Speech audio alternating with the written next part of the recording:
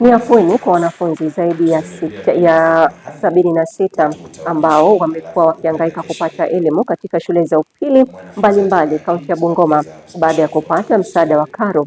Wakizungumza baada ya kupokea hundi ya karo kutoka kwa mbunge wa Westlands ambaye pia ni mwaniaji wa ugavana Bungoma Timothy Wanyonyi, wazazi wanasema kuwa kumekuwa na ugumu na gharama ya maisha imewafanya kusalia kuhangaika wasijue namna ya kuwasomesha wanao. Mbunge Wanyonyi amesikitikia kukawia kwa utekelezwaji wa pesa za mgao wa serikali, akisema kuwa kucheleweshwa kwake kumeathiri wazazi na shule pakubwa.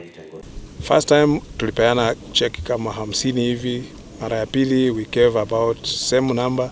Leo tumepeana cheki 76 to students thrown across the county of Bungoma, and these are checks that are 10,000 each. That is going to boost, I think, and even reduce the balance ya watoto wenye wako shuleni. Haja yetu ni kuona ya kwamba watoto wasome. We want to invest more heavily in education, and I'll continue doing this because mimi nishafanya hii kazi kutoka mwanzo hata kabla nikuwe mwanasiasa. Na nikiwa gavana wa Bungoma, lengo langu kubwa itakuwa kuhakikisha ya kwamba watoto wetu wapate elimu na shule zetu ambazo tuko nazo katika ile eneo la Bungoma tusiporeshe. Kuna shule kubwa ambayo siko tuko majina kubwa, lakini ukienda kwa hizo shule sasa unaona zimedhoofika sana, na sisi tunataka kuangalia ya kwamba we improve the infrastructure in those schools and expand them so that wazazi wale wako na watoto wanataka kupeleka shuleni wapeleke tu hapa katika kaunti yetu na wasome na wapate masomo ambayo itawasaidia siku za usoni. Kwa hivyo my pride is to invest in education. My pride is to see our children, our students achieve in their dreams. If they want to do anything, if they want to go to any university, they want to go to any school, we shall enable them to do that. The capitation, I think, imekuwa na shida kwa sababu the ministry imekuwa very slow in dispersing those funds to the schools.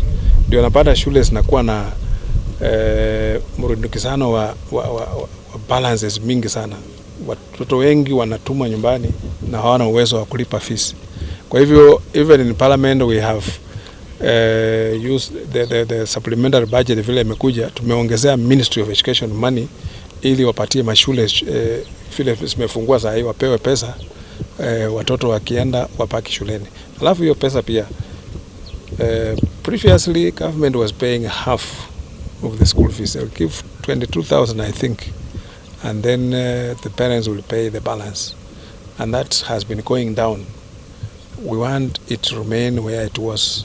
Tunataka hiyo pesa iwe paki hapo, hiyo capitation walipia mwanafunzi that amount, half amount, so that mzazi angangane na ile ingine ile imepaki.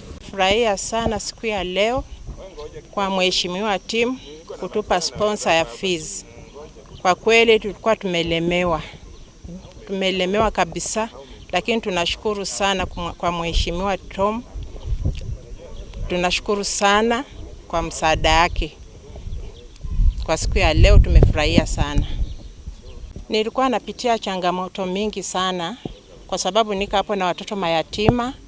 Huyu anataka, lakini kwa siku ya leo nilishtukia tu nimebahatika nikapata, na nimefurahia sana kwa sababu hata sijawahi kanyaga huku.